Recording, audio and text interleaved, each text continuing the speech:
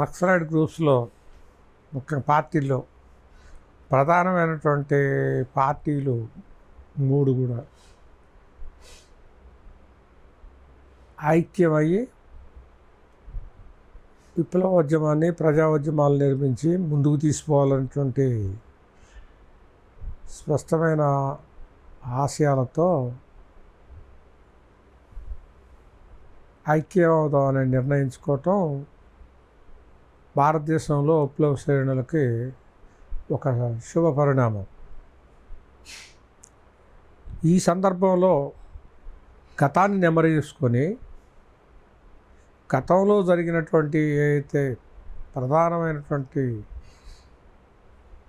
తప్పిదాలు ఉన్నాయో వాటిని పునరావృతం కాకుండా ముఖ్యంగా వ్యక్తుల చుట్టూ రాజకీయాలను తిప్పి దాదాపు భారతదేశంలో ఏ దేశంలో లేనటువంటి విప్లవ గ్రూపులు ఏర్పడటం అనేది ఒక దురదృష్టకరమైన పరిణామం. ఈ పరిణామం వల్ల భారతదేశంలో విప్లవ శక్తులు నిర్మించాల్సినటువంటి ఉద్యమం వెనకబడిపోయి అది అనుకున్న ఆశయాల్ని సాధించలేకపోయింది. ఎందుకంటే భారతదేశం కూడా చైనా లాంటి వెనకబడిన దేశం ఒకప్పుడు. ఇది వ్యవసాయ ఆధారిత దేశమే. చైనాలో కమ్యూనిస్ట్ పార్టీ పుట్టిన తర్వాత 26 సంవత్సరాల్లో అక్కడ లిబరేషన్ విముక్తి మావో నాయకత్వంలో విముక్తి సాధించింది. దానికంటే 2 సంవత్సరాలు వెనక 1921లోనే భారతదేశంలో కమ్యూనిస్ట్ పార్టీ పుట్టినప్పటికీ ఈరోజు కూడా కమ్యూనిస్టుల ఉనికి లేని పరిస్థితి వచ్చిందంటే ఇక్కడ ఖచ్చితంగా కమ్యూనిస్టులు ముఖ్యంగా విప్లవకారులు పునరాలోచించి వెనక్కి చూసుకోవాల్సినటువంటి అవసరం ఉంది. ఆ వెనక్కి చూసుకునే క్రమం ఏమిటి అంటే ముందుకు పోవటానికి ఇవాళ భారతదేశ వ్యాపితంగా విప్లవ ఉద్యమం యొక్క ఆ శ్రేణులు బలహీనంగా ఉన్నటువంటి పరిస్థితుల్లో దీన్ని బలోపేతం చేయటం అనేది భారతదేశ పరిస్థితులకి, భారత ప్రజలకి, భారత విప్లవోద్యమానికి అవసరమైనటువంటి చర్య. ఇప్పుడు ఈ ఐకమత్యం అనేది ఇవాళ ప్రస్తుత మోడీ ప్రభుత్వం అవలంబిస్తున్నటువంటి ప్రజా వ్యతిరేక విధానాలకు వ్యతిరేకంగా, నియంతృత్వ విధానాలకు వ్యతిరేకంగా, ఏకపక్ష నియంతృత్వ విధానాలకు వ్యతిరేకంగా, ప్రజలని అణిచివేసే చర్యలకు వ్యతిరేకంగా ఉద్యమాలు చేపట్టాల్సినటువంటి అవసరం విప్లవ శ్రేణుల్లో ఉంది. ఈ తరుణంలో విప్లవ శక్తులు ప్రజా ఉద్యమాల్ని నిర్మించి, ముఖ్యంగా భారతదేశంలో రైతులు ఇవాళ ఉద్యమాలు చేస్తున్నారు. ఆ ఉద్యమాల మీద కేంద్రం ఎలాంటి ప్రయోగం చేస్తుందో మనం చూస్తున్నాం. రైతుల మీద అహింసా పద్ధతుల్లో చేస్తున్నటువంటి ఉద్యమాన్ని ప్రభుత్వం హింసా పద్ధతుల్లో రబ్బర్ బుల్లెట్లు, వాటర్ క్యాన్లతోటి, డ్రోన్ల మీద నుంచి ఆ గ్యాస్ ప్రయోగాలు, అట్లనే రోడ్ల మీద ముళ్ళ కంచెలు వేయటం, ఇవన్నీ చూస్తుంటే రైతుల వైపు నుంచో వాళ్ళు ప్రశాంతంగా వాళ్ళ డిమాండ్స్ కోసం వాళ్ళు రుణమాఫీ చేయమంటున్నారు, కరెంటు సప్లై చేయమంటున్నారు, మార్కెట్ ధర మాకు న్యాయమైనటువంటి సరసమైన ధర వాళ్ళ డిమాండ్ చేసే దాంట్లో ఏది ఇల్లీగల్గా లేదు, అన్నీ లీగల్గా భారత రైతాంగం మొదటి నుంచి కోరుకుంటున్నటువంటి డిమాండ్. ఇదే డిమాండ్ని బీజేపీ అధికారంలోకి రాకముందు మోడీ ప్రభుత్వం ఇవే డిమాండ్లని బ్రహ్మాండంగా ఎత్తి చూపి అధికారంలోకి వచ్చి మళ్ళీ ఆ డిమాండ్స్ విషయానికి వచ్చి అవి తీర్చకుండా అవి ఉద్యమించేటువంటి వాళ్ళ మీద లాఠీ తూటాలు ప్రయోగిస్తుంది. ఈరోజు కూడా భారతదేశ రైతు పరిస్థితి అట్లా ఉన్నది. అట్లానే భారతదేశంలో సంవత్సరానికి 2 కోట్ల ఉద్యోగాలు ఇస్తానని చెప్పేసి హామీ ఇచ్చి ఉన్న ఉద్యోగాలనే తీసేసి అసలు కార్పొరేట్ సెక్టర్ అనేది కార్పొరేషన్ అంటే పబ్లిక్ సెక్టర్ అనేది అది పబ్లిక్ ఉపయోగపడేటువంటి పబ్లిక్ అవసరాల కోసం నిర్మించినటువంటి సంస్థ.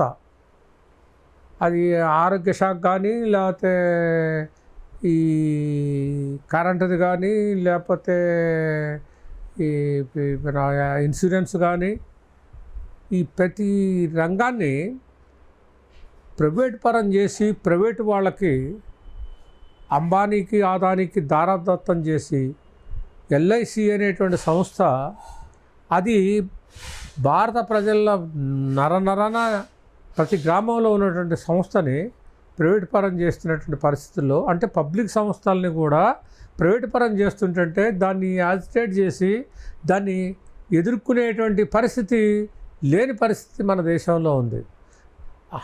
అట్లా నిరుద్యోగ సమస్యని తీర్చే పరిస్థితిలో లేదు. అట్నే భారతదేశంలో ఈ నిత్యావసర వస్తువులు బాగా విపరీతంగా పెరిగిపోతున్నాయి. ఇట్లా భారతదేశంలో ఆ ఎలక్షన్స్ వచ్చేసరికి విపరీతమైనటువంటి కరప్షను, అసలు రాజకీయ వ్యవస్థని మొత్తం కొనేసే పరిస్థితి. అది కాకుండా ఏ ప్రభుత్వం కూడా ఇంత నియంతృత్వంతో ఈడీని ఎల్ఐసిని విజిలెన్స్ని ఇన్కమ్ ట్యాక్స్ డిపార్ట్మెంట్ని సిబిఐని ఇంత విచ్చలవిడిగా ప్రత్యర్థుల మీద ప్రయోగించిన ప్రభుత్వం ఉందంటే అది మోడీయే. అట్లాగనే భారత రాజ్యాంగంలో కోర్టులకు ఒక ప్రత్యేకమైన ప్రతిపత్తి ఉంటే ఆ కోర్టుల యొక్క ఉనికిని కూడా ప్రశ్నార్థకం చేస్తూ జడ్జీల నియామకాలకి సుప్రీంకోర్టు గైడ్లైన్స్ ఇచ్చి ఆ గైడ్లైన్స్ ప్రకారం నియామకాలు చేయాలని చెప్పేసి సుప్రీంకోర్టు గైడెన్స్ ఉంటే దానికి మోడీ గవర్నమెంటు జడ్జీల అధికారం మీరే చేస్తామని చెప్పేసి చట్టం చేస్తే ఆ చట్టాన్ని సుప్రీంకోర్టు రద్దు చేయాల్సి వచ్చింది. రద్దు చేసి జడ్జీల మీద విపరీతమైన కామెంట్ చేసి జడ్జీలని బ్లాక్మెయిల్ చేసే పరిస్థితిలో వచ్చి జడ్జీలని మొదటిసారి సుప్రీంకోర్టు జడ్జిని రాజ్యసభకి ఎలక్ట్ చేసుకోవడం జరిగింది. దీని యొక్క ఇంపాక్ట్ జ్యుడిషియరీ మీద ఖచ్చితంగా పడుతుంది. అట్లానే భారతదేశంలో ముఖ్యమైన చట్టాలని ఒక్క కలంపోటుతో తీసేసి ముఖ్యమైన చట్టాలంటే evidence act, criminal procedure code, Indian penal code, ఈ 3 భారతదేశంలో ముఖ్యమైన చట్టాలు. వాటి మీద దేశంలో చర్చ లేకుండా ఏమి లేకుండా మోడీ అమిత్ షా ఇద్దరు అనుకొని అవి మొత్తం మార్చేశారు. మార్చేసింది ఈ రోజుకి కూడా ఎవరికీ తెలియదు. ఈవెన్ ప్రాక్టీస్ చేసే లాయర్లకే మాకే తెలియదు.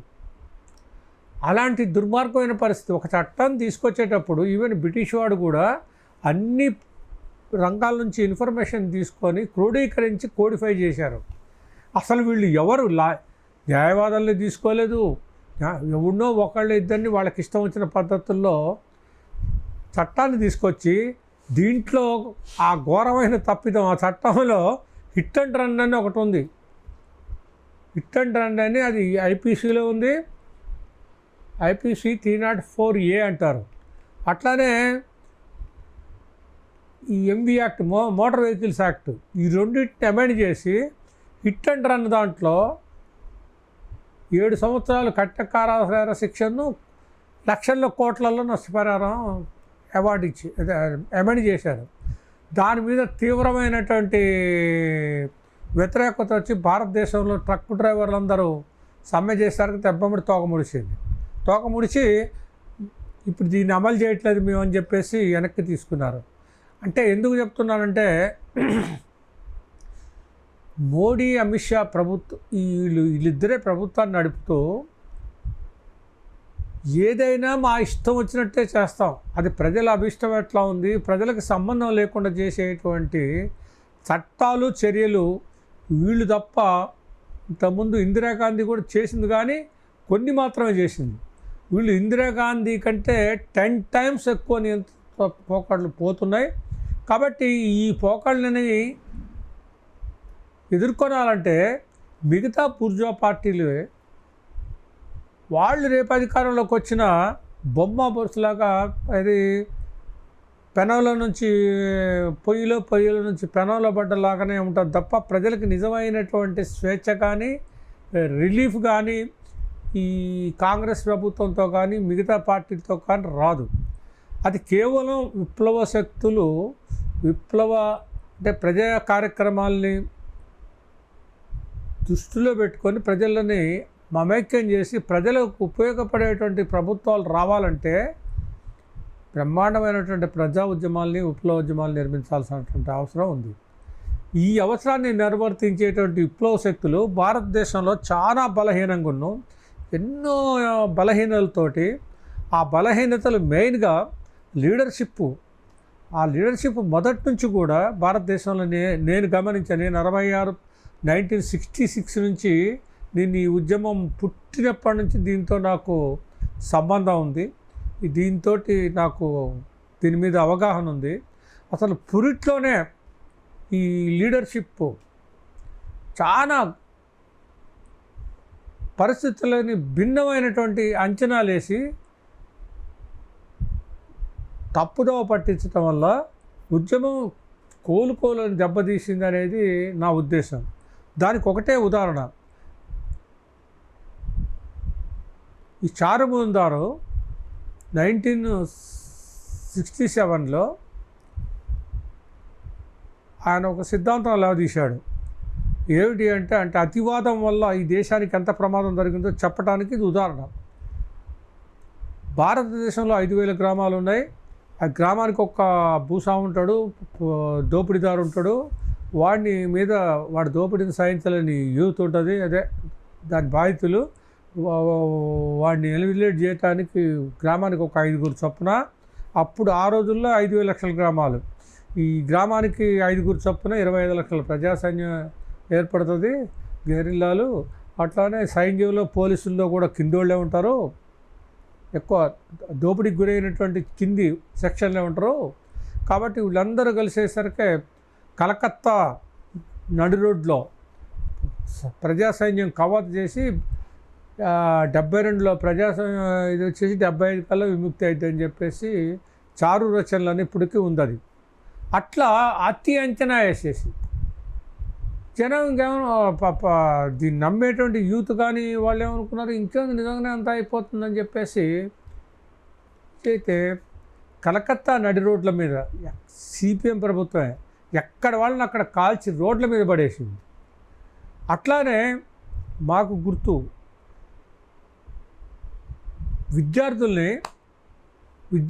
విద్యాలయాలను వదిలిపెట్టండి, సాయుధ పోరాటంలో